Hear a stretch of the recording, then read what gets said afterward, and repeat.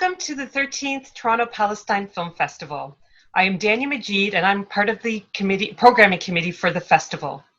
Before we begin, I want to acknowledge that TPFF is planned and hosted on the traditional territories of the Mississaugas of the Credit, the Anishinaabe, the Haudenosaunee, and the Huron-Wendat, the original keepers of this land.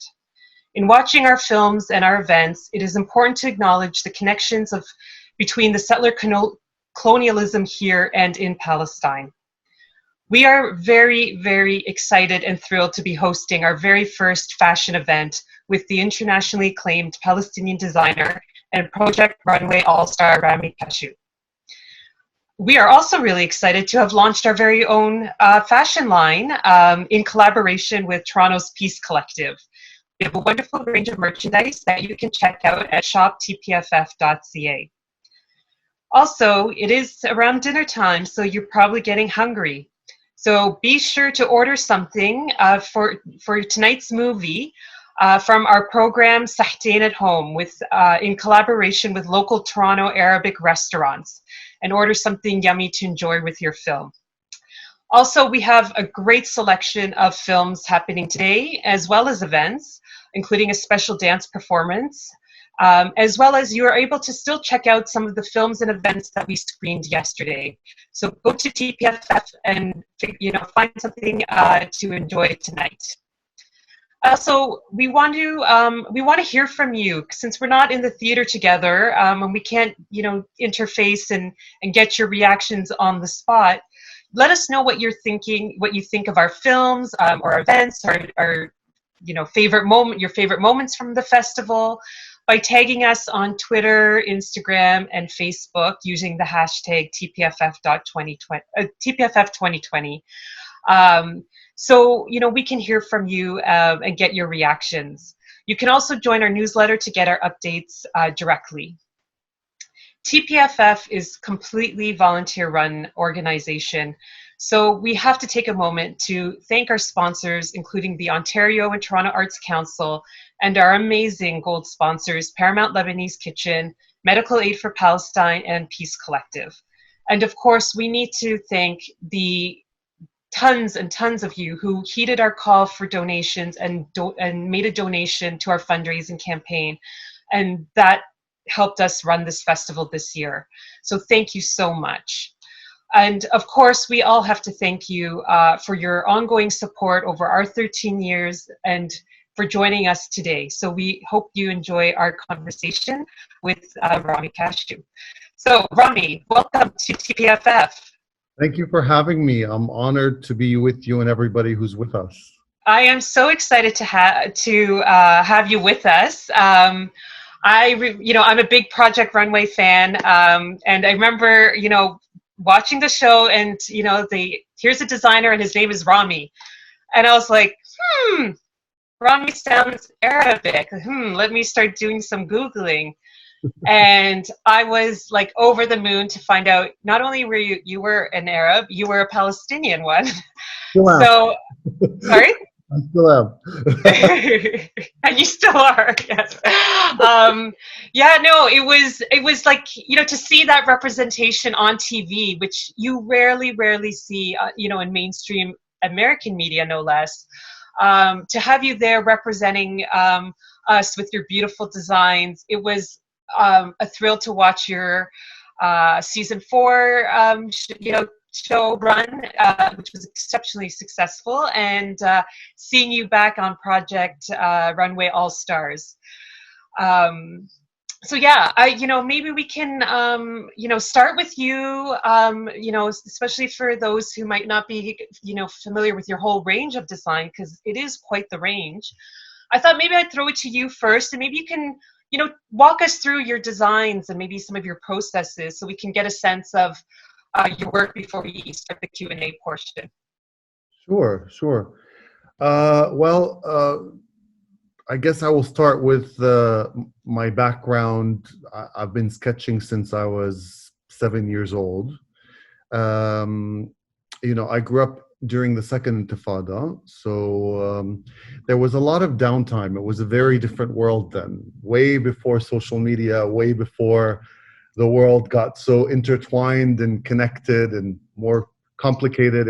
Things were much different.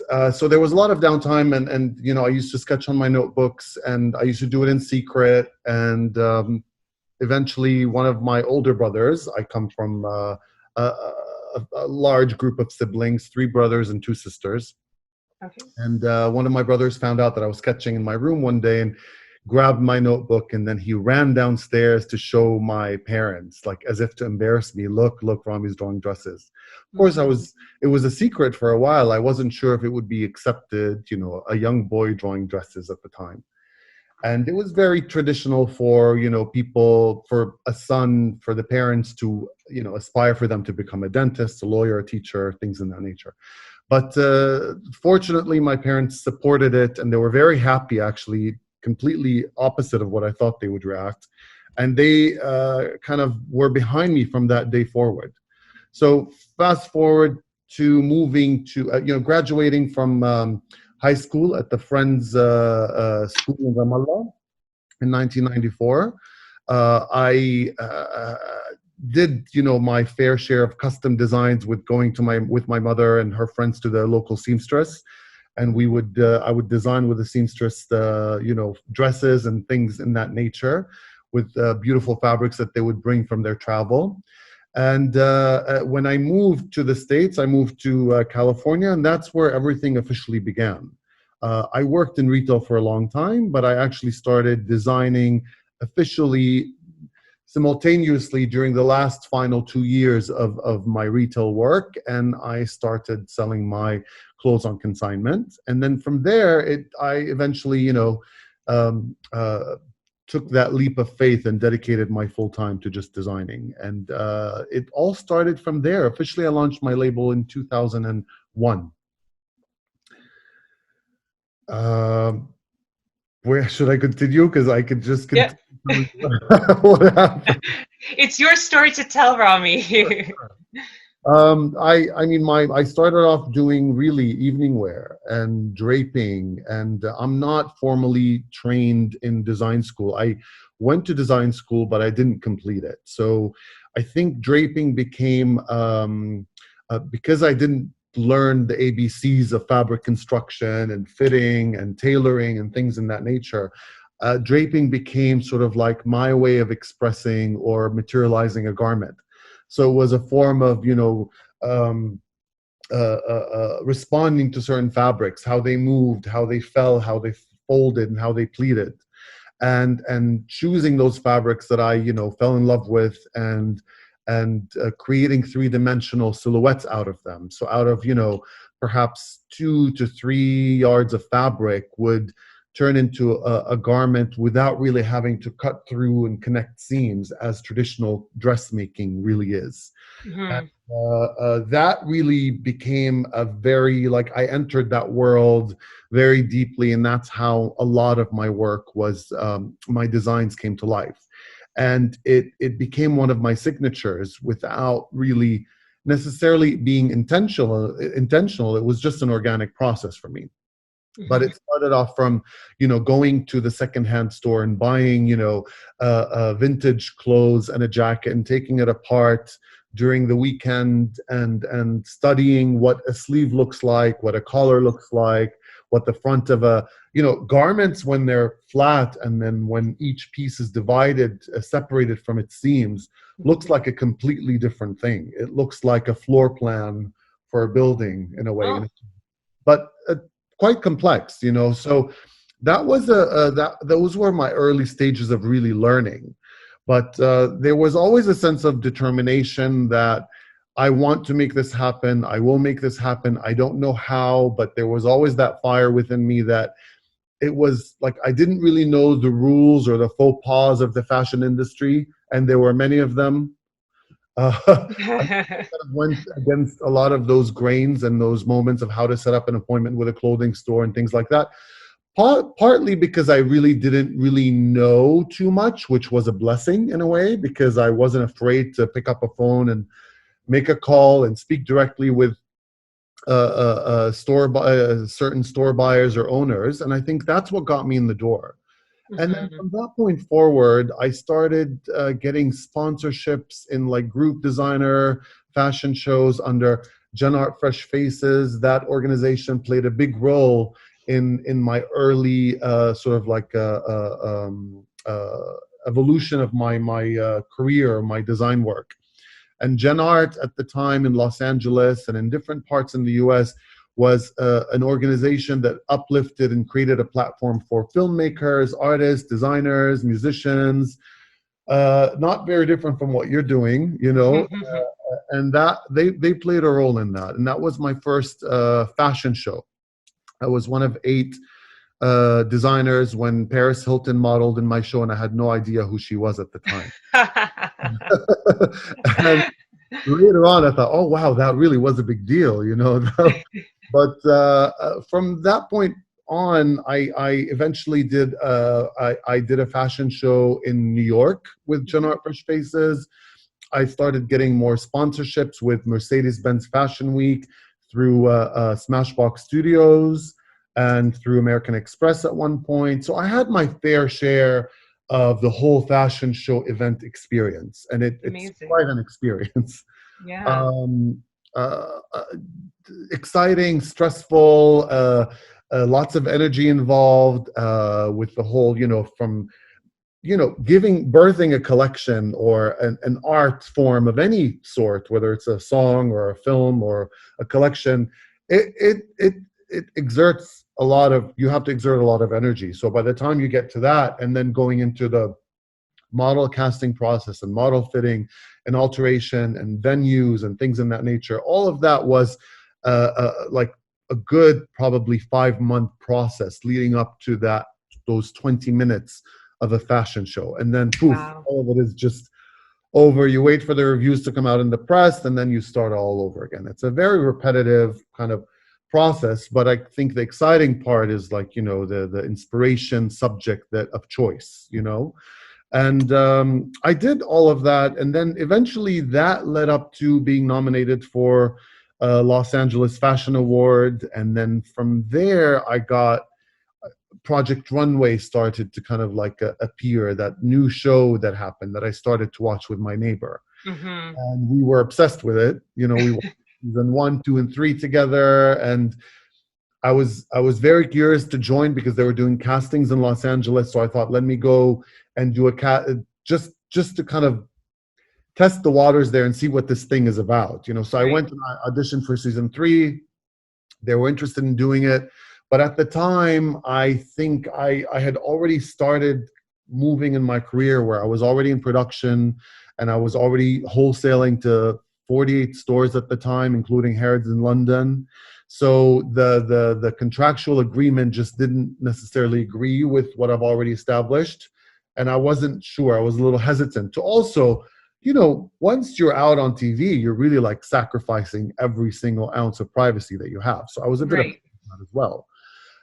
And afraid of like a childhood baby of mine, which is my designs, my collection, my dreams, to suddenly be up on the chopping block and suddenly become a source of entertainment for people while they, you know, had drinks and watched TV and ate popcorn. So that somehow you become objectified. But, you know, I mean, at the same time, you get a lot of your work becomes objectified, you know, but you also get, it's a balancing act between, you know, that and then the exposure that you get for yourself and your business.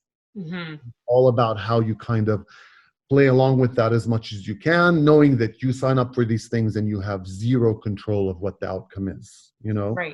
I feel very blessed and lucky to have done well and have come out with what I learned later on, a signature, which was draping. I got criticized about it. I got praised about it by the judges. So it was all of these things. So I think all of that whole experience kind of solidified the whole signature, which I thought, wow, this is quite valuable for, you know, for any type of brand to be known for something that makes their designs or their what they put out unique. And I learned that after that experience, that this is actually a good thing, you know, even though I was heavily criticized about it, you know, during the process. But that's just part of doing a reality show where you're judged all the time. That's really what it's about. Right. So that was a really great experience, and I think that that opportunity really opened a lot of new paths for me. That's when I started working with Heidi Klum and designing for her because she was the host of the show. Hmm. That's when I received an email through the website where I thought it was maybe a joke at first, where somebody was asking to dress the Queen of Jordan, Queen Rania, and Wow. it was only through that opportunity which also I think introduced my work to the Middle East and who Okay. my name as a Palestinian designer.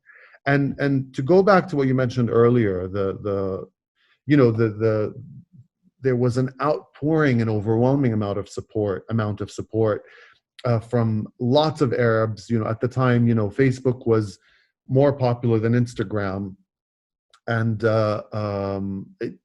I didn't realize that. Oh, wait, that's actually a part of this whole thing.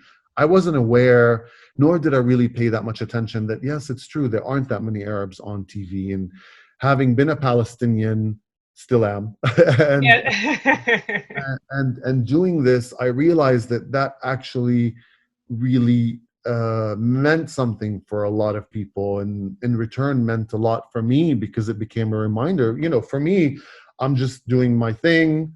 I'm a designer. Yes, I'm Palestinian, but I didn't necessarily use that as sort of like a selling point or as a.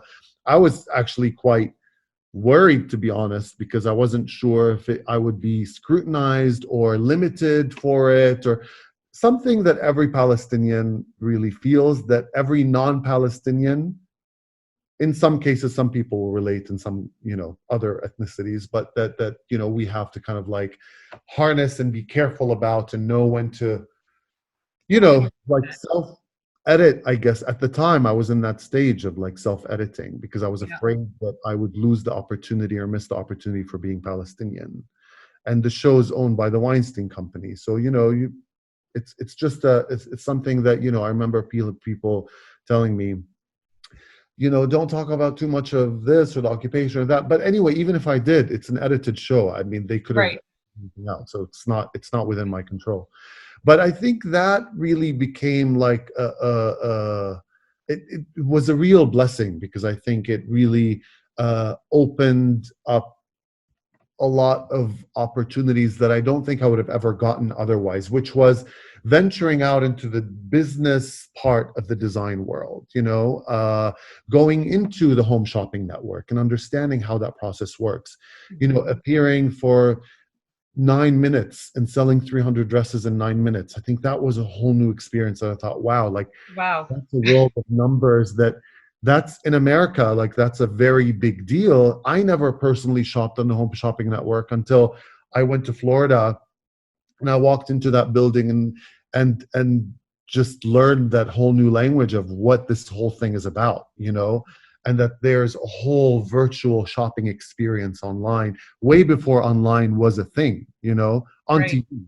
On TV. Now it's online, but it's the same philosophy of like communicating through to your audience, a certain audience, which is the home shopping network audience. So having had a slice of that and experienced that, I think that was like all those moments were learning opportunities for me to kind of like understand, because for every artist, I think the balance between creative and art and the balance of business and sales is always like a tipping scale. You're always trying. If you're lucky, you can somehow be close to this way or this way, but oftentimes it's this way or that way. So I think for me, it's always been important to like maintain my artistic integrity, but at the same time, understanding that for the survival of my work, because I'm not a trust fund baby, let's be honest, Right.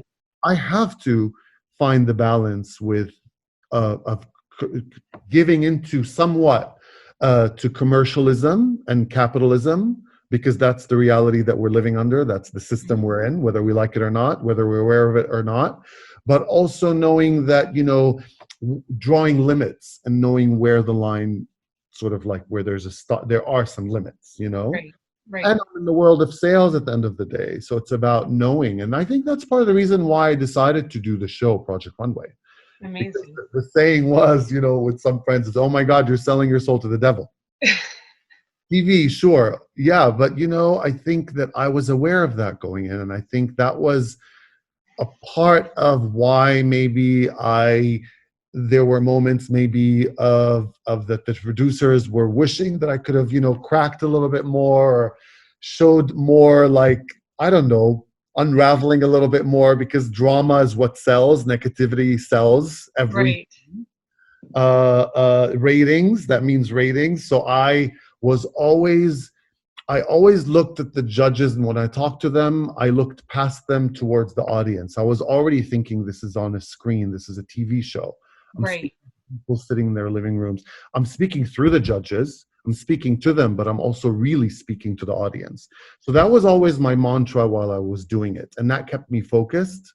And that really kept me, I think it worked, because that was my formula. That was the only thing I could control in that world that I entered, because you get stripped of your cell phone, you get stripped of your wallet, you are not allowed to enter or engage in the outside world for an entire month, and I think in a week.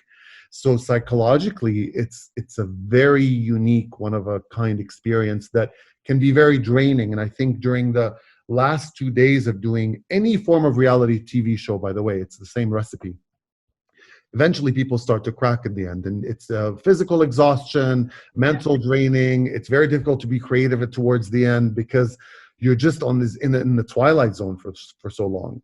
Right. But moving past Project Runway, I think that was a really great experience. But after that, I think I experienced the benefits from having done such a thing for a good 5 years after that. I worked with companies such as I did bridal for BB. I made business decisions and choices where I decided this could be a learning opportunity. The Home Shopping Network, things in that nature, and Papyrus, which is the greeting card company. I worked with them. We had an agreement for almost 2 years. So those were all additions to what I've already known that really enhanced my knowledge as a designer, and also as a business owner, self-financed business owner. Then I think after the recession, which happened around 2008, 9, 10, I think I did a lot of soul searching. And I think I just really realized that, for every artist, and I think that was my first moment realizing that, when you set dreams for yourself and they have materialized, that it doesn't just stop there. I think that was in life in general, that was a learning moment for me, that I realized, oh, okay, so now I have to set like new dreams for like the adult Rami.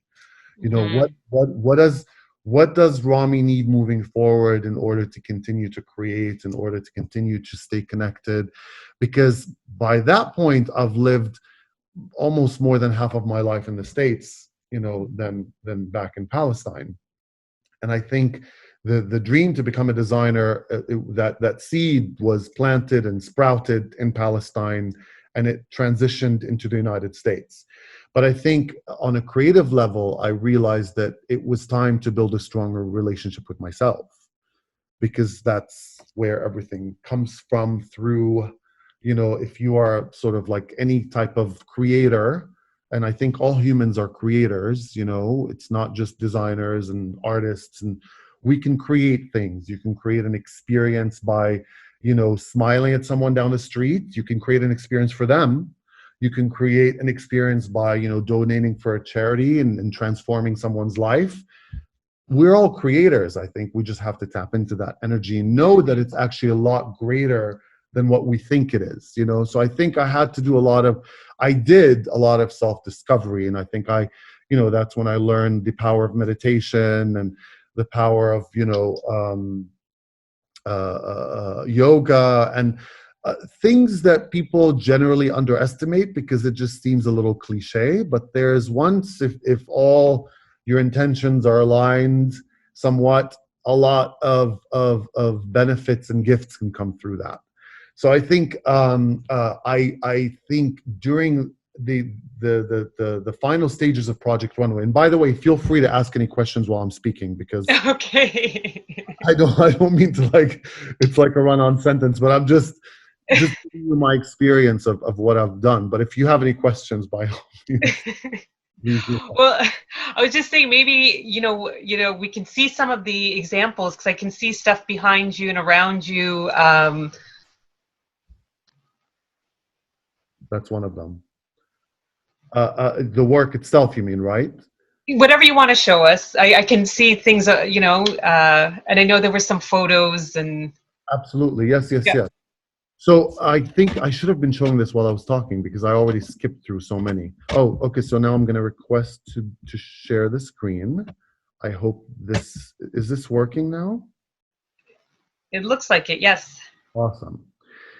So this was shortly, like, actually the order might not be exactly the way I want it now, I'm realizing, but this was shortly after Project Runway. This is part of my design inspired by architecture. In this particular collection that's called Between the Lines, I was inspired by Frank Gehry's architecture. And in particular, I was living in LA at the time, and this humongous futuristic spaceship type of building was landed downtown LA. It's a silver building.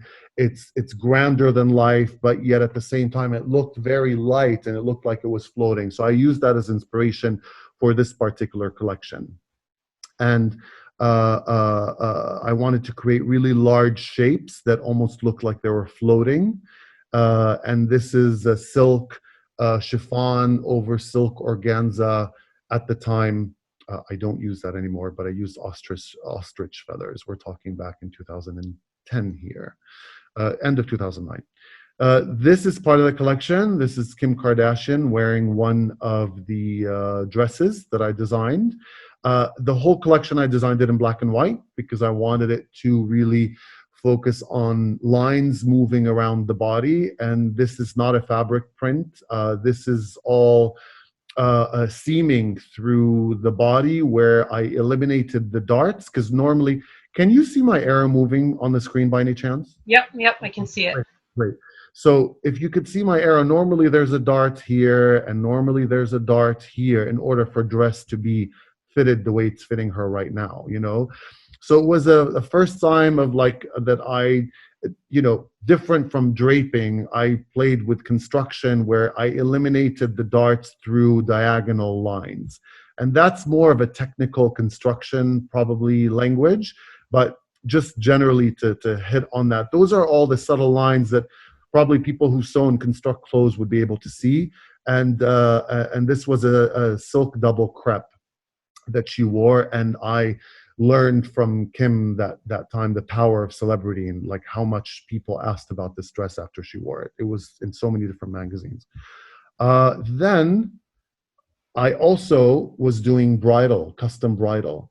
This is Rawan Hadid, who commissioned me to create her wedding dress that happened in Spain. And we created a floral garden of mixed media of silks for her skirt. And then the top was draped, like, it almost looked like a tulle that just kind of landed through the wind on top around her bodice. And it was a very lightweight, and then all the texture happened at the bottom part of the skirt.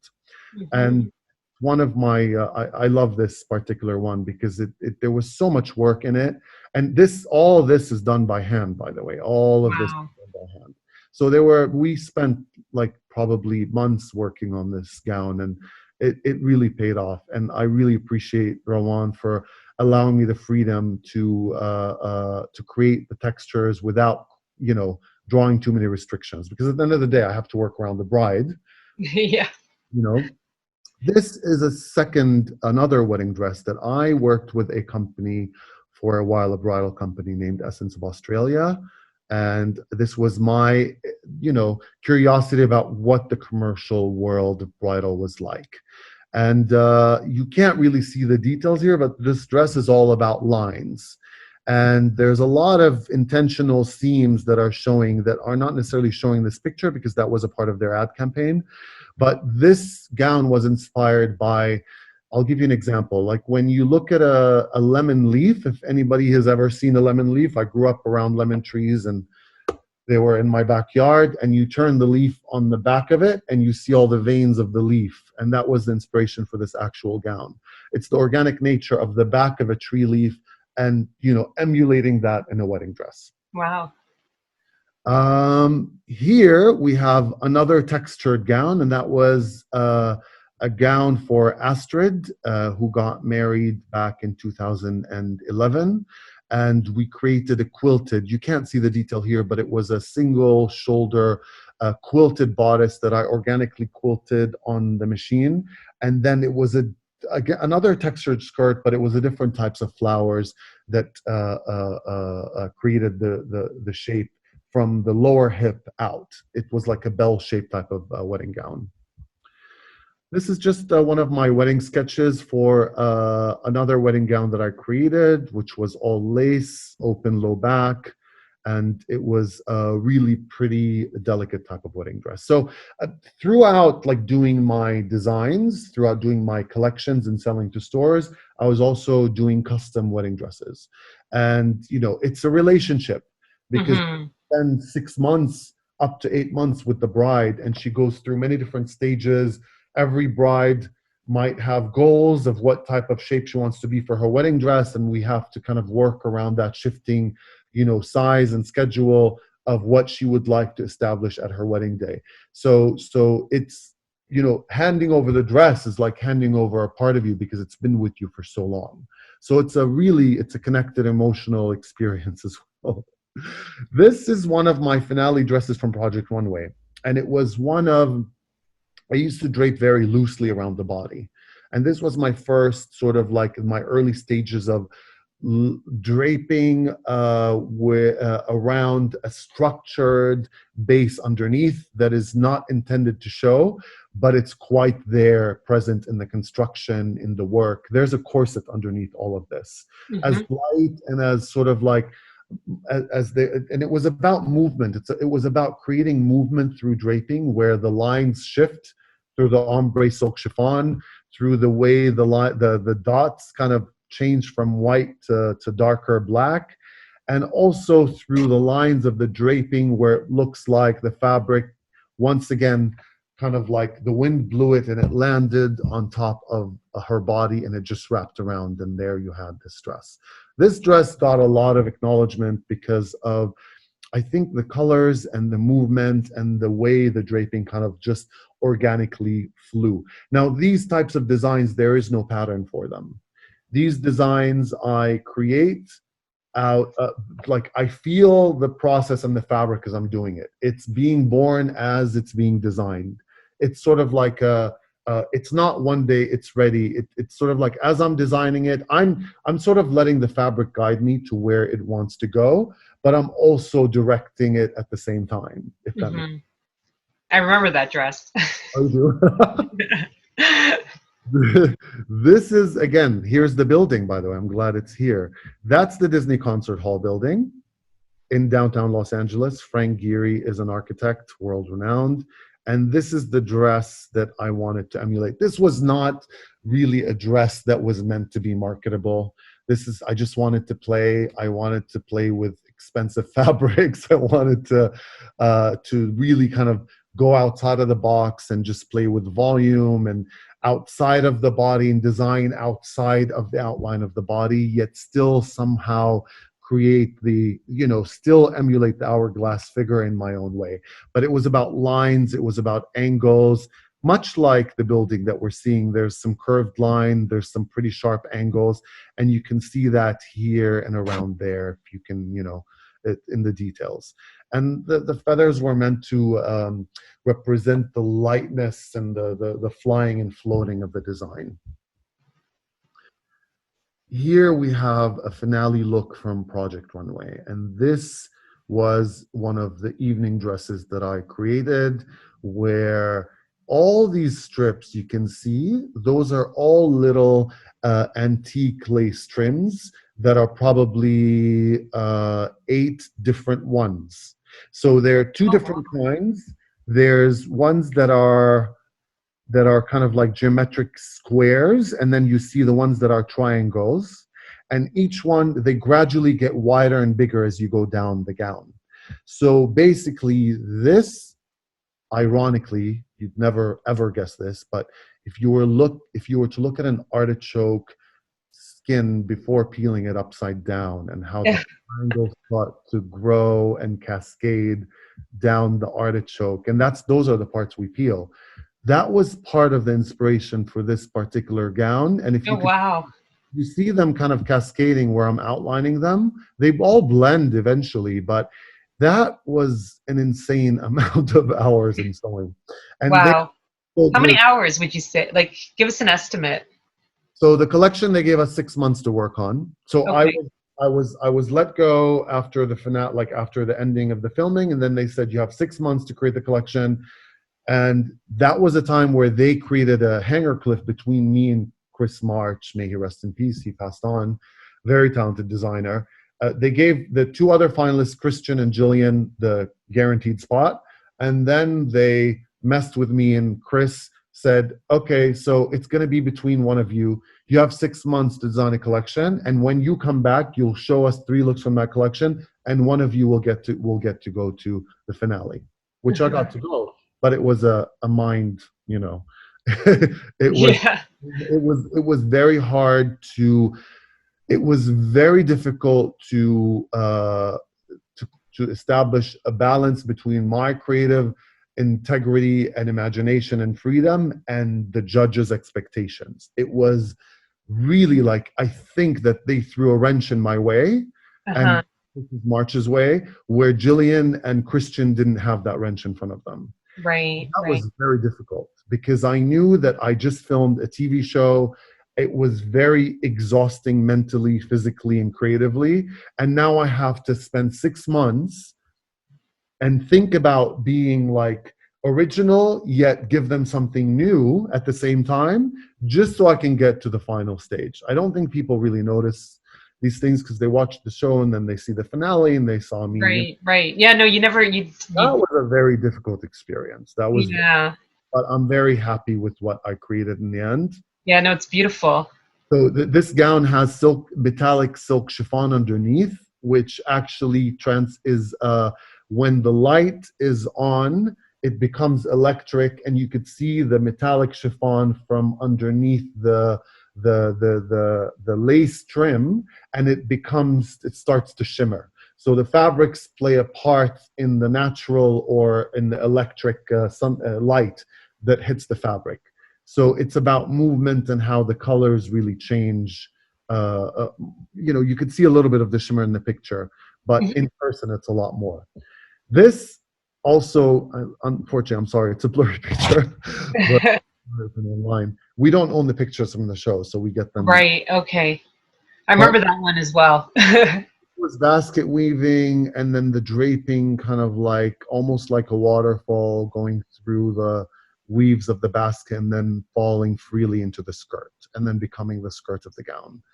I made it an olive green. I also designed the brass jewelry at a medieval hardware where they make these medieval like gladiator costumes. That's where I designed those, and I had them made. I also made the handbags and the headpieces, and I had a wonderful hairdresser collaborate with me on those. So moving on to Papyrus, where I was commissioned to use their paper products. They are a Papyrus, for those who don't know, it's a chain store all over the US and Canada where they sell beautiful greeting cards and wrapping paper and other types of things. So they would send me boxes and boxes of paper, and the plan, what the agreement was, that I would design things. This was around Valentine, for example, and we created an event, and I would design things from paper, and this is paper and plastic from their products, and we would create an event out of it, and that's one of the dresses. So this is all plastic and paper hearts, and then paper jewelry that would spend hours and hours working on that. Wow. Yeah. This is another one. I love this one. This is also paper. So all these little triangles are little cards, little greeting cards. That's And amazing. that's insane, the amount of It's hours. insane. It totally is insane. And you see the leaf of the rose that just kind of floats outside of her body. It was about, it was a play on flowers. And I wanted to create a print and a pattern from hundreds and hundreds of different uh, small cut cards that also emulated the scale of a fish. When the skin of the fish that usually they skin out for, when they create, the hard part, the natural texture of a fish. That's what this is supposed to emulate. And they gradually get bigger and bigger as you go into the skirt. And then to create a skirt that also fanned out, there's a major, insane amount of construction, hidden construction that you don't get to see, that really kind of like architecturally it creates the wave and the volume that you could see where things fall in a certain way. Uh, Wow. there was a lot of work in that. That was in Las Vegas. Like, Uh, yeah, that's incredible. Thank you. I also designed in between. I designed dance costumes for a wonderful dance company called Helios Dance Theater. Helios Dance Group. They're a group of extremely talented dancers, and their dance are somewhere between ballet and modern dance, and it's very athletic, and they do these insane positions. And it was a really great experience. I worked on 2 different dance performances with them, and just experiencing the complexity of dancewear and the kind of the amount of technicality that goes into it was insane, because it was about, it was a challenge, it was a learning opportunity, and it was about really learning how to create stretch in every possible direction. Imagine, Hmm. it's not about making something pretty, but it's also making something really. Function. Or imagine like somebody who might be like an Olympic athlete, any kind of position. If they wanted to do the splits, they had to do the splits. If they wanted to stand on their hands and upside down, they had to be able to do that.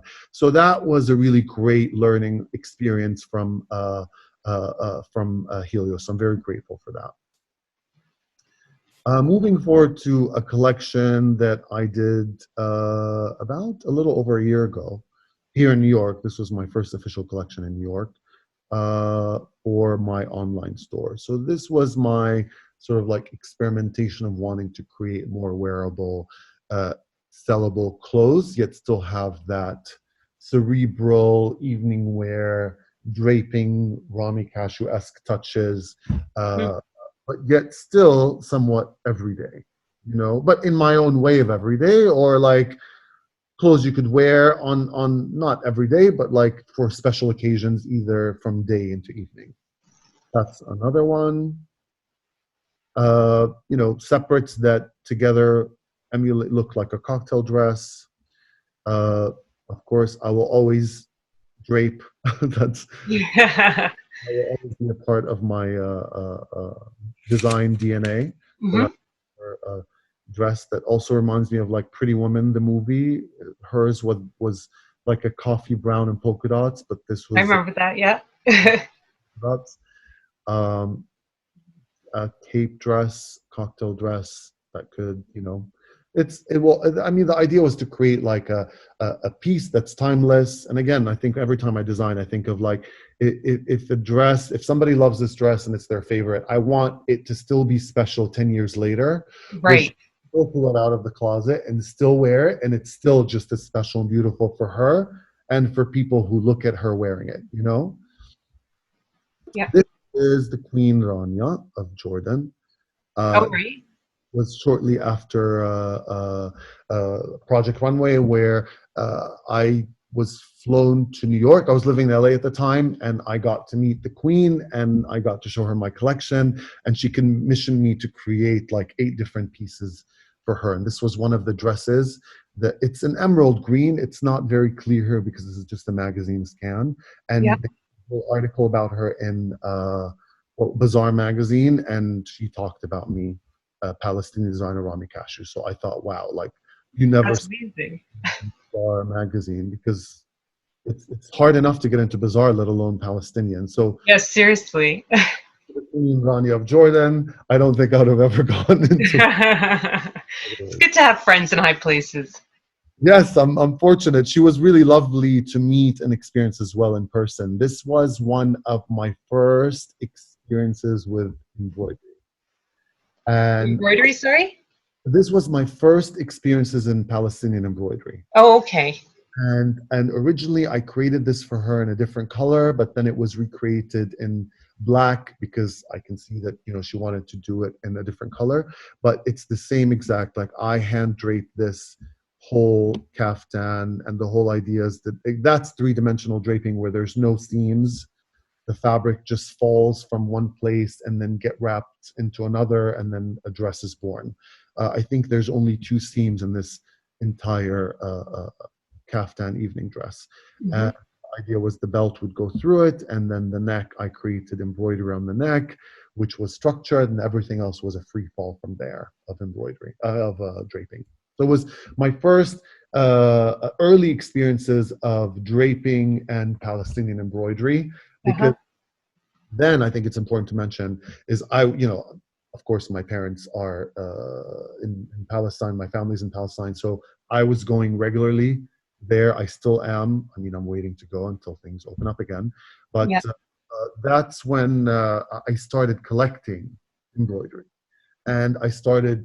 That was back in 2000, and I think 9, shortly after Project Runway. I already had some pieces, but I started actively collecting pieces that I just loved, that I just, saved. I knew one day I would apply them into my work. I just didn't know when the right time was going to be.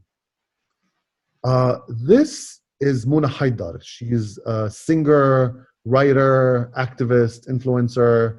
If you've ever heard the song Wrap My Hijab, that became a big hit on, she does like Arabic hip hop, and she writes her own music, very smart young lady. And this was my actual first dress that I created in 2001 in my first fashion show ever. Oh, And all this it's rayon jersey, and this is braided, the corset part, and this is like hand embroidered, and and it goes to show you that like this was and this was done, we collaborated together only like probably less than 3 years ago. But it's like I love being able to bring pieces from so long ago from my archive, and bringing them to light. She wore another gown in her music video. okay. This was for her music video. We were in New York in the YouTube building, and I saw her, in her zone, in her creative zone, her moment. So I draped the headscarf and everything basically with her. So that was a really fun collaboration. This is where you start to see more Palestinian embroidery, because that's when I started to really, felt prepared after enough research and building enough relationships in Palestine with different women. And that was also during the time when I commissioned women from El Bire, Palestine, to actually create my Tree of Life motif, which I will talk about very soon. Mm-hmm. But this is a known popular actress, Morjan Marno. She's originally from Iran. She's on the blacklist and the show 24. And this was a cocktail look from the fabric Heaven and Hell. And this is the name of the fabric for those who may not know. And it's traditional for the tobe. And I draped that fabric so you could see playing with lines. And then here you see the touch of Palestinian embroidery with it. So it was just about a merging of my sort of my roots to my like evolved design. Somehow they started to kind of merge here. Yeah. And it Did was, she ask for something with a traditional element, or is this something you say you just designed because it was in your mind and thought she should wear it? this was after I was invited to partake in an exhibition in the United Nations in New York, which this dress was a part of an exhibition in the United Nations in here. This is the exhibition in New York, where it's called Threads of Continuity. and they invited a few Palestinian designers to create their versions of Tatreez, Palestinian embroidery, and um, they usually have an archive of historic embroidery throughout, and then politicians come and they speak from Palestine. But this time they wanted to incorporate, thanks to Nadia Layla Rashid, who is we were classmates in the Friends school, but she invited me to partake after she started seeing some of my work. I started sharing some of my work on social media. So this was my first, this is Tree of Life embroidery motif, which is symbolic of the cypress trees that are ubiquitous in Palestine. And, I mean, I grew up around these trees, and this is a very symbolic stitch that you see in many different colors and versions in Palestinian embroidery. And this was my first commissioning, like custom experience, where I commissioned women to create this from scratch, and separate from upcycling torn or damaged taubes and like preserving the embroidery. So I created this nude evening dress, and I created it intentionally sheer because I wanted the embroidery to float over the fabric, where it wasn't about where you saw the embroidery first, then you saw the dress. And that was intentional to it, but I wanted to create this really cerebral, dreamy like dress with sleeves that resembled wings, because I think that us as Palestinians, we are dreamers. We always want to, we're trying to break free from the cage. And I think of us as birds trying to break free from the cage. And this was a symbolic, when I say cage, I think it's important to mention the Israeli occupation and life behind apartheid walls and the checkpoints and the stop and frisk, and the list goes on and on and on. But my version of, sort of the young Rami as a child, sitting for many hours during Man' Tajawwal, which was the curfew that was enforced on us by soldiers for many, many weeks, sometimes up to 5 and 6 days. That's where the dullness of life kind of like was intensified. And I think that's when I started to sketch and draw. And I think here, this is where it comes full circle, where sort of like where it all started, sort of it meets somehow full circle, where it starts to kind of find its way into my work. That before I've done a lot of draping, different things, but I didn't do a lot of embroidery. Due to many reasons, due to like it being very difficult. I've been making attempts for almost 2 decades to do this, but it was very difficult. At the time, there were only a few organizations, and they were very scared and protective about, collaborating with anybody. It wasn't mainstream yet. You couldn't find women who embroidered because they lived in much smaller villages. You couldn't have access to them, especially as a man from in an Arab culture. It was probably there were a lot of cultural barriers, and there were a lot of occupational barriers that divided people from being able to have access to each other. And that those barriers still exist, by the way, but I think with technology and with social media, we are able to connect, and I'm able to, create Tree of Life and place in order.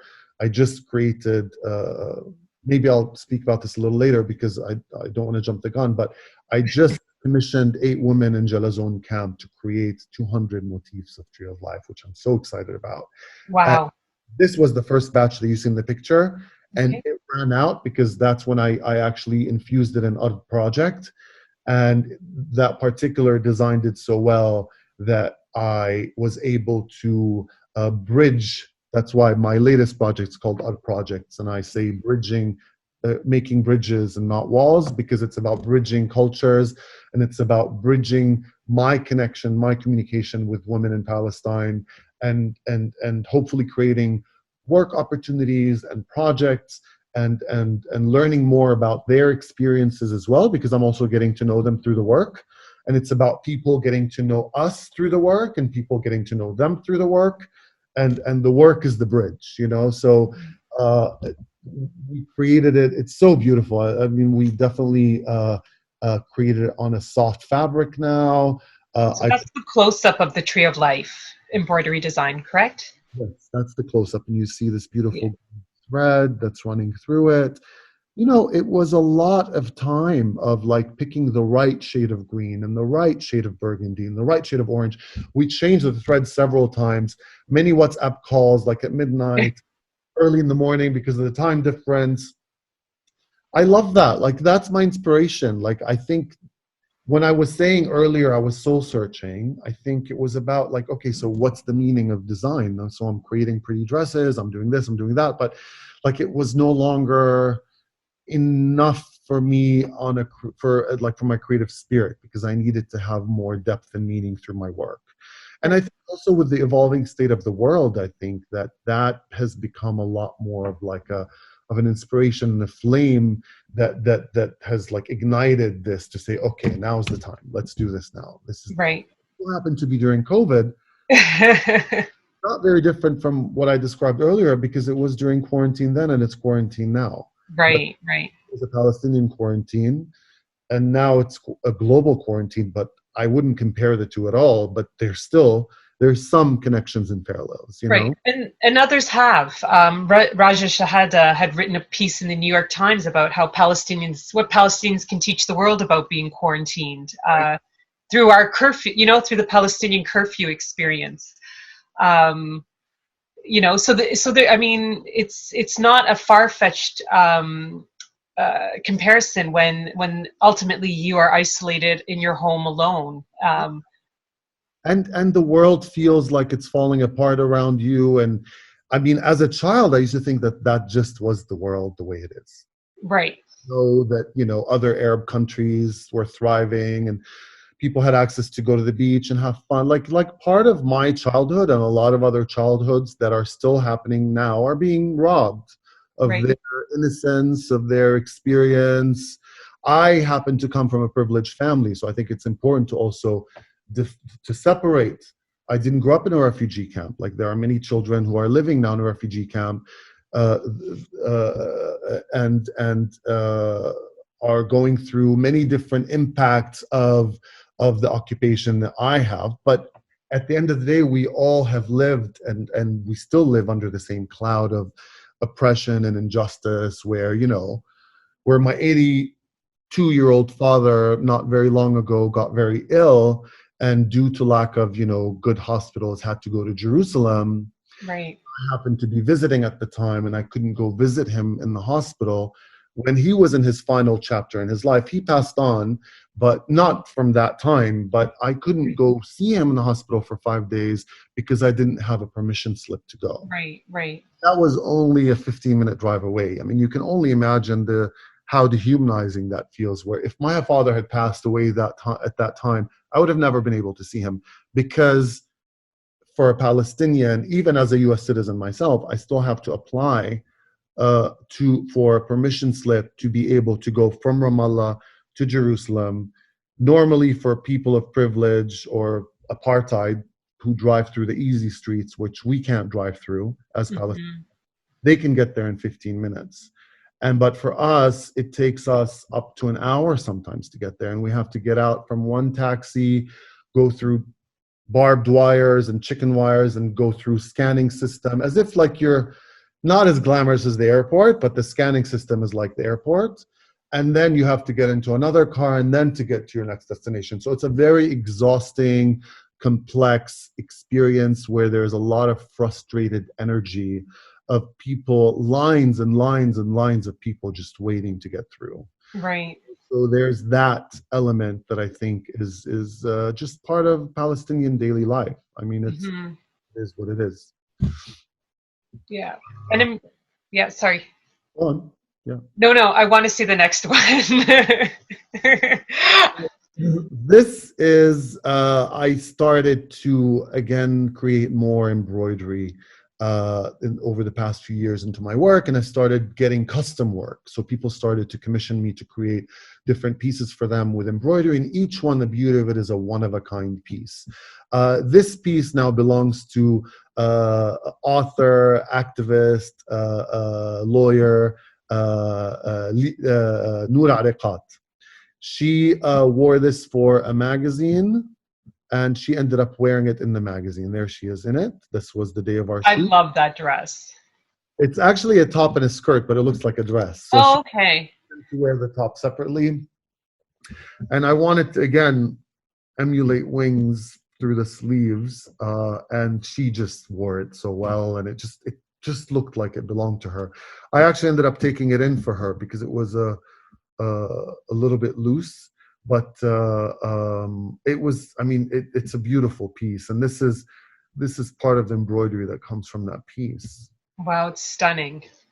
It's stunning. It really is. I love like I mean, I love feeling the embroidery, even the way it feels. It's a connection between, I feel like it's a spiritual connection between myself and, I mean, sometimes the women who embroidered this are unknown if it's like a piece that I bought, uh, Right, that was upcycled.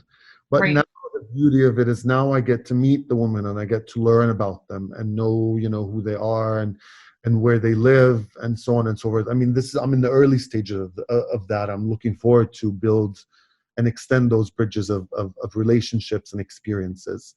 And what I love about that dress is, when I see it, when I saw it originally photographed with Noura Yeah, in that magazine spread, it had a very, to me, like a futuristic sci-fi, kind of Palestinian in the next century kind of vibe. But then when I see it here in its form and with the details of the embroidery, it seems almost something connected to the past. Like it does still carry that very traditional, uh, you know, feeling to it. And I think that's what's, very like, exceptional about your designs is that it's, your designs take the past, something very traditional, but reimagines it for, the future Palestinian woman, not one that is, you know,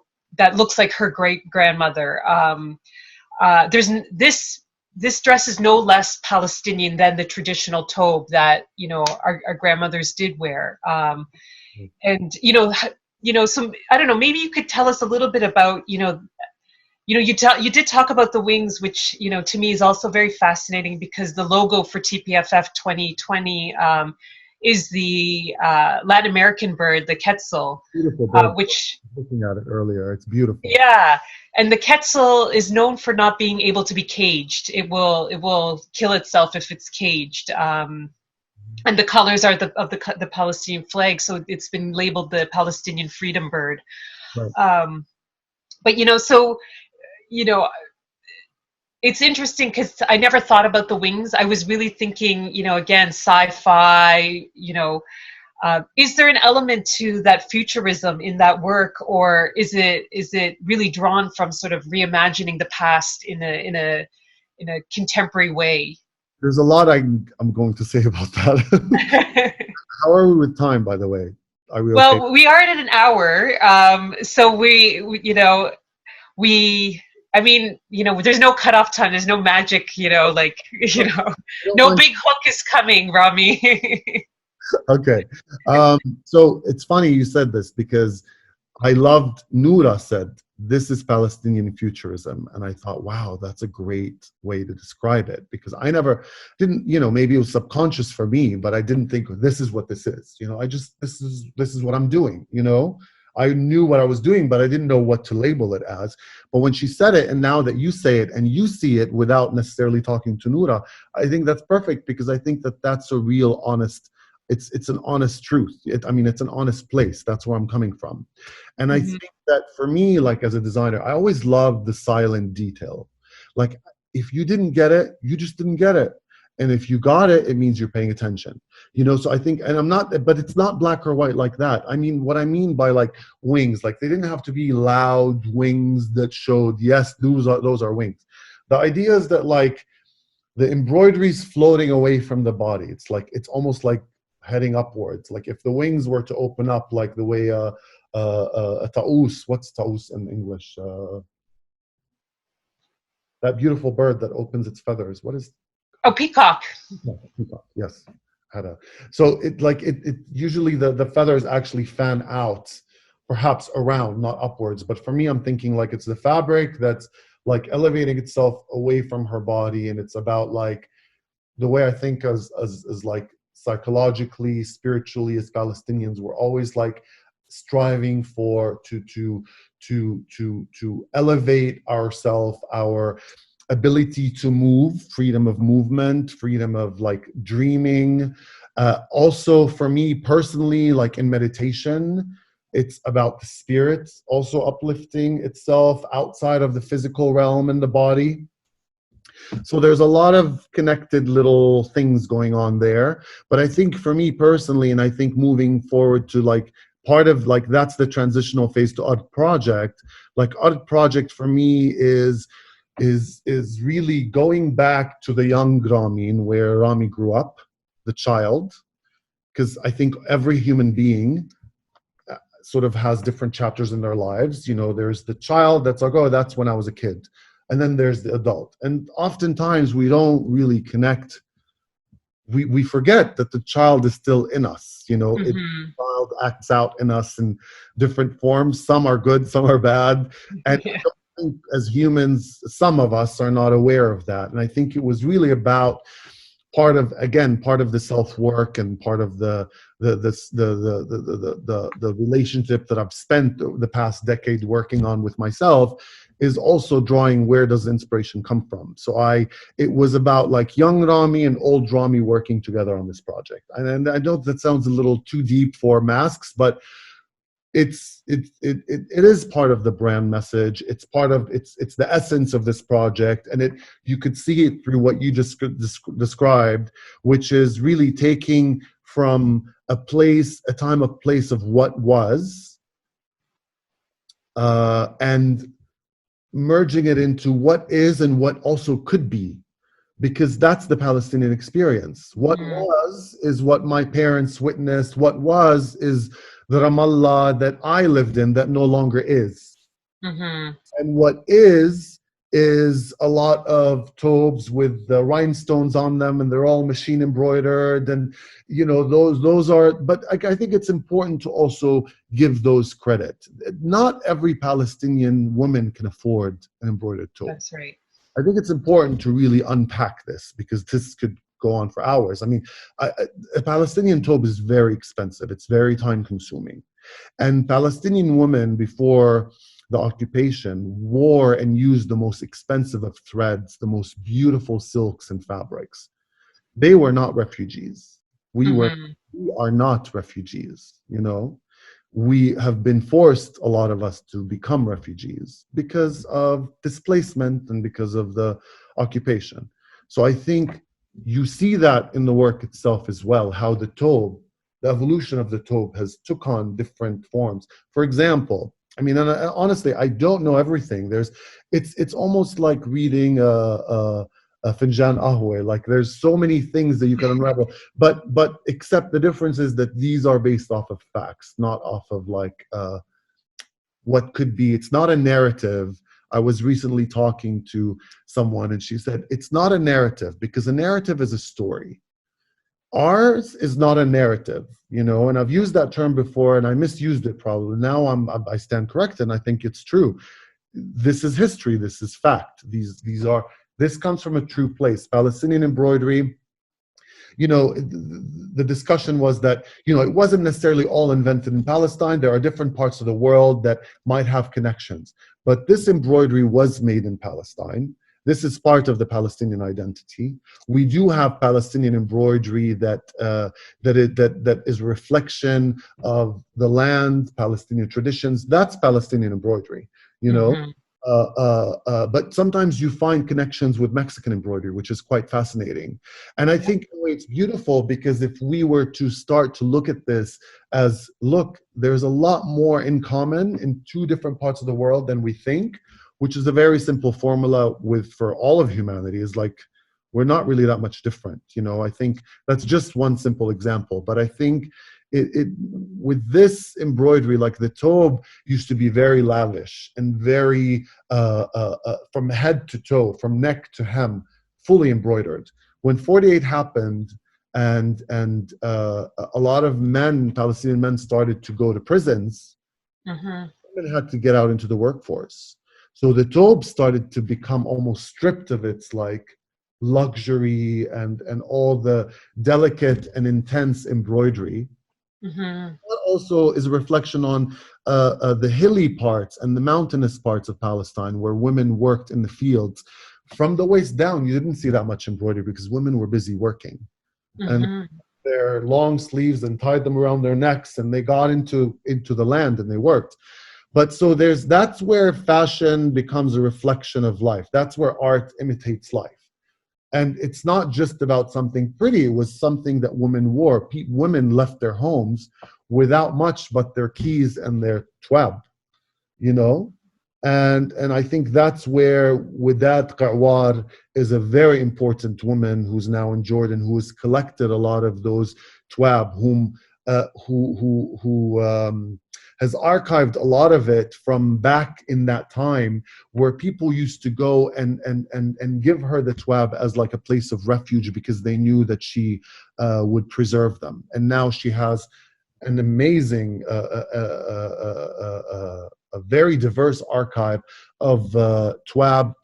Twab is a plural, for those who are non-Arab speakers that are with us, is a plural of thobe is a traditional Palestinian dress. Twab is a plural of that. So each thobe is almost like a visual identification and documentation of a Palestinian village or town. Ramallah has its own color story.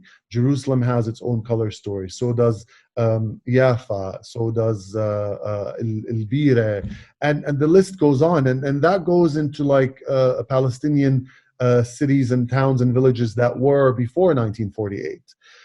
And I recently learned, which is quite fascinating, is that El-Bire has its own tone of red, versus Ramallah has a different tone of red. Oh, wow. Jerusalem, and they're numbered, by the way. And I think that's really beautiful because it's coded language. You can look at the woman and what she's wearing if she's passing by the street, and you know where she's from. You know what her lifestyle is about. If she had, lesser embroidery, you know that she worked in the field. If she was wearing a black with just blue embroidery, you know that she's a widow. Her husband passed away. If she chooses to remarry, she'll start to embroider some colors on the sides of her thobe. I think that's a really beautiful thing, but it's also about the amount of time and patience that goes into this. That's why, for me, with odd projects, when I created the face art, I thought that this is a great opportunity for me to speak and share about Palestinian heritage, to share about the women, and to also bring awareness about the importance of the mask and the importance about the environment, because it's about wearing wearable, washable, reusable masks rather than disposable ones. I think that a lot of these masks are not, a lot of them are non-biodegradable. And I think that as part of preserving the Palestinian heritage and Palestinian hand embroidery, which, by the way, some are machine embroidered just because I wanted to offer a lower price point for some people, and the ones that are hand embroidered are on a higher price point, but the majority are hand embroidered, and that's in the description of each product. It's no secret, but I wanted to preserve hand embroidery, but also to, as we are preserving our own health and humanity, and to preserve the Palestinian culture as what we are trying to do. So the embroidery in the thobe, and I think this was a very important topic, is that it's not just something that's beautiful and glamorized and pretty to look at. There's a lot of pain, struggle, and resistance and agony that goes into it, that I think it's important that while presenting it, it's important to also talk about the truth of where it comes from, and where a lot of these women live. A lot of them would live in refugee camps. And they live in not very good conditions. They have lost their homes. They've been pushed out of their homes. And that's how, Gaza became what it is. Those are just different people that fled the Nakba and ended up in Gaza, that they did not originate from. A lot of them did not originate from there. They were there waiting, thinking that they would return. They ended up staying there. They're still there. Right. struggling, fighting for their human rights and asking. But I think it's so easy for people to, you know, brush an entire people with one single brush, and it's racist and it's unjust and it's irresponsible. And for those self-proclaimed liberals, I think it's important to look back and start to really do some soul searching, because if you are liberal, you have to be a full-on liberal. You don't get to choose when it's convenient for you to be liberal. You know, Right. the human responsibility for a lot of us, including now we live in the States, we're in the, you know, the Democratic Party. I think this is all like it's all relative. It's a conversation opener about a lot of things, you know. And I think, you know, what you really like emphasize is that, you know, I think, and maybe because it is, you know, with fast fashion, you know, it is a bit of soulless. It's there's no meaning. But, you know, what I'm seeing, you know, what you really described, at least with Palestinian design, is that every item of clothing has some type of story woven into it. Yeah. You know, whether it's the story, you know, from the embroidery itself, or even the shape of the dress and how it's designed, whether it be, you know, the traditional thobe or your recreation of it, like what you have for what you showed with Noura and with the face mask. There's a story there that we can see through those designs. And that we are actually seeing other groups like, you know, the Black community and the Indigenous community reappropriating designs that were taken from them and using it again as, you know, to tell their story and, you know, of struggle. And, you know, fashion doesn't have to be something that is, you know, empty and shallow, that it is also part of the storytelling and resistance, cultural resistance movement. But we never really think of it that way because, you know, we're not exposed to, you know, the fashion that does tell the story, especially the Palestinian kind. It's true. I mean, I think, you know, people, I think there's definitely a movement of consumerism that really wants to know where things come from and how they're made, you know. And I think part of the vision of Art Project for me is to connect the world that I live in with the world that's there, and to start to work with the women and to create new projects and new opportunities, and to you know, get connected to parts of Palestine that I may not even know myself due to separation when I was growing up back then, up till '94, and checkpoints and occupation. And just commuting is difficult. From like half-hour drive becomes like an hour and a half, and it's discouraging for a lot of people who can't, you know, who are afraid of windy, crazy roads where it's dangerous and things like that. Those are the roads we have to drive through just to get from a place to another. We can get there, but it's a lot difficult. But then we can get to Jerusalem. I'm talking about like from one Palestinian village to another, you know. But I think, you know, it's about the process, and it's about where something comes from. And it's also about, I mean, I think for me it's an advantage because I am Palestinian. I grew up there. I grew up with women wearing this thobe, for example, you know. And I think the beauty of this project, for me, Art Project, is that people, when they receive their piece, it's sentimental for them because it's nostalgic. It reminds them of a time and place, of a relative. It's connecting an older generation to a younger generation somehow. And they take the time to send me messages to let me know how they felt and what they thought.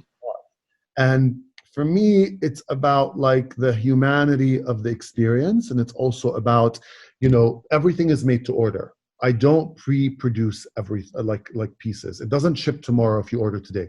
This is not the Amazon model. This is right. the fast fashion model. This is the complete opposite. And I think that's what some people don't grasp on. Most have been patient, I have to say, and I'm grateful for that. The Tree of Life was late because I had to order more. So for like their wait time, people have waited patiently extra because they understand that these are 8 Palestinian women in Jalazon camp who spent a month and a half working on this motif. So that is a lot more than just buying, you know, a mask. It's also supporting a new movement, you know, a new a new outlook on things, a new design process. I have more ideas that I will eventually be adding into the art project. I'm in still the early phases of it. This launched 2 months ago. It's still very young, but it's really ultimately a celebration of Arabic culture with highlight and focus and emphasis on Palestinian heritage and Palestinian embroidery. And it so happens to be now in the form of the mask because fashion is a reflection of the moment. Otherwise, not really on vogue. That's what the word vogue means, is what's happening now. This is what's happening now. And the idea is to create something that is uplifting from a dull environment, to create something that's colorful and vibrant, that's informative, and that also is encouraging to, let's make it fun. Like it's an opportunity for people to listen to the songs that I grew up listening to. That's what I infuse in my posts. It's an experience. It's not just, a mask. And it's about connecting. It's about the creator and the designer and the artisans with the embroidery somehow connecting with the wearer and the buyer. So it's not just buying it off the rack someplace because they can restock it every single Friday. That's not what this is. It's not about excess creating excess. It's about order on demand, because the excess ends up being in the ocean. It ends up being in landfill in third world, in developing countries, and it kills. It harms them more than us, but eventually it's going to come to us too. It's going to come to other places. So I think it's about awareness, and it's about it's about mindfulness, really. So I'm just designing a little bit more. I'm exercising mindfulness through my design, and I have a lot more to learn about that myself. I haven't mastered it. I'm a work in progress. Yeah, I mean, we all thought the masks were stunning when we first, came across them. It was just, it really does feel like not only wearable art, but it's, there's a story, there's a tradition there. It just, the fabrics were incredible. And yeah, it was just super duper, like, something that really is the symbol of this year, of this time we're in. But somehow, there's beauty in it, and there's sort of a resilience in there as well. And that's what the Palestinian Tobe is about. It's like a reflection of that. It's a reflection of what embroidery is. And, this is not the Palestinian Tobe. I think it's important to separate the two.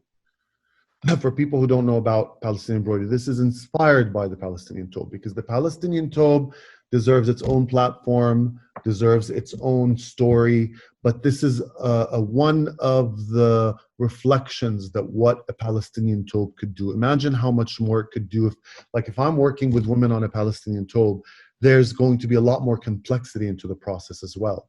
And my hope is to shed a little bit of light about that process through the mask. The Palestinian Tobe has a lot more detail into where certain embroidery goes. There's terminology towards it, but this is inspired by that. Speaking of the Tobe, maybe we can look at the other blue, the blue Tobe that you designed for Noor as well. Oh yes, it's getting dark here, but I think the picture will be better to show. This is from a Tobe that I saved for a long time, and I decided to create this dress for her because she attended an INEU event, and she was the MC. She was on stage the whole time, and she wore it really proudly, and she represented beautifully. And she said, "This is Palestinian futurism."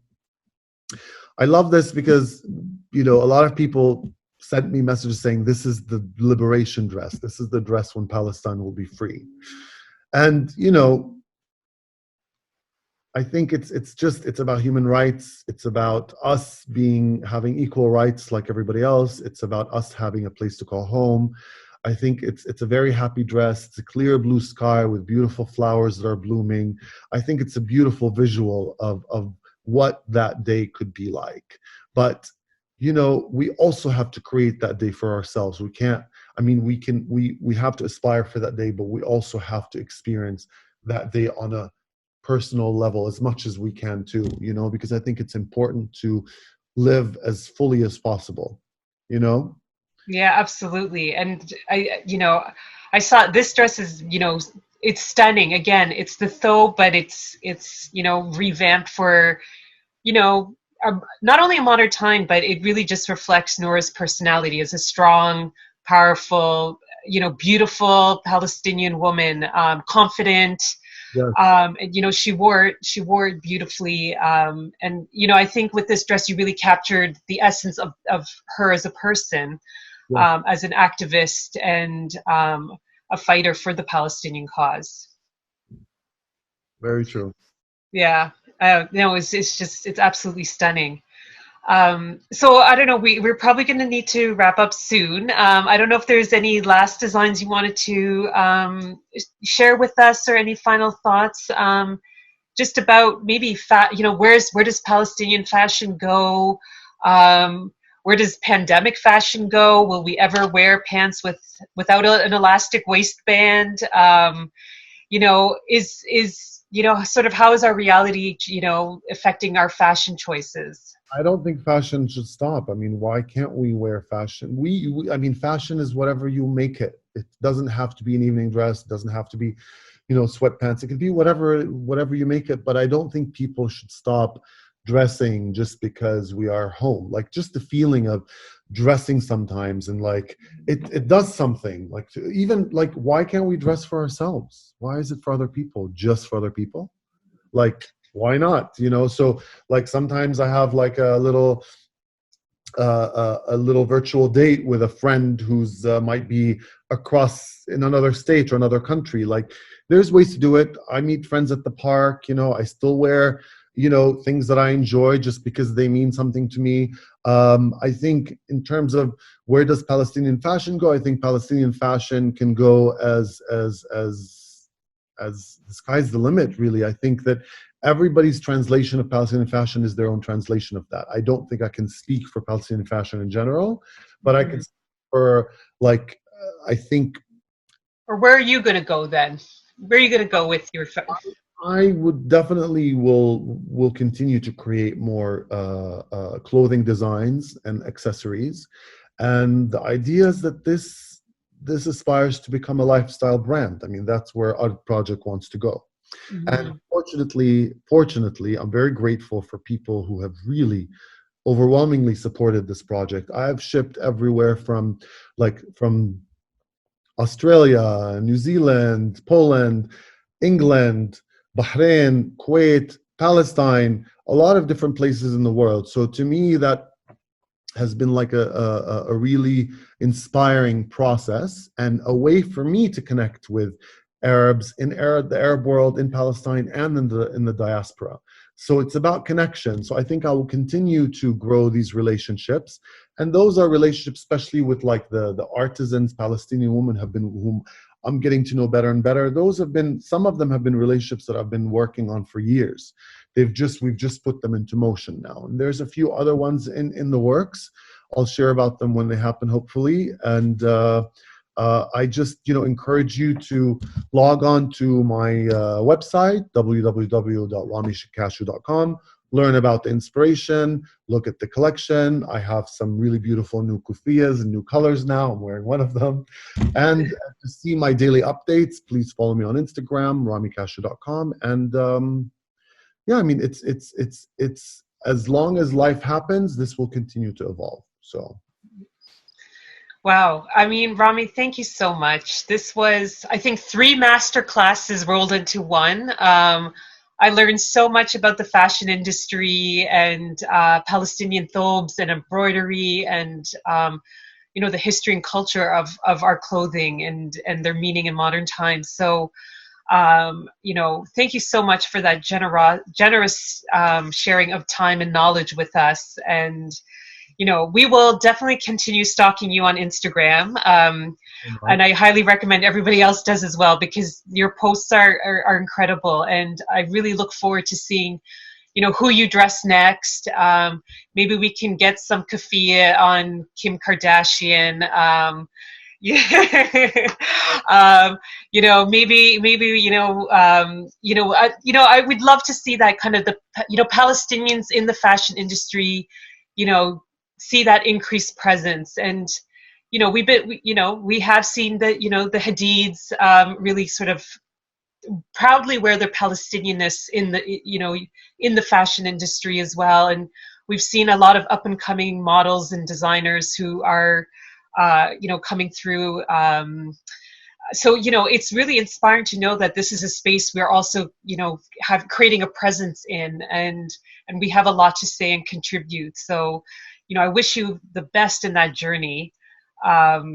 Keep shaking it up, and all the power to draping forever, Right. because you do it beautifully. Thank you. Thank you. So who cares what the judges say?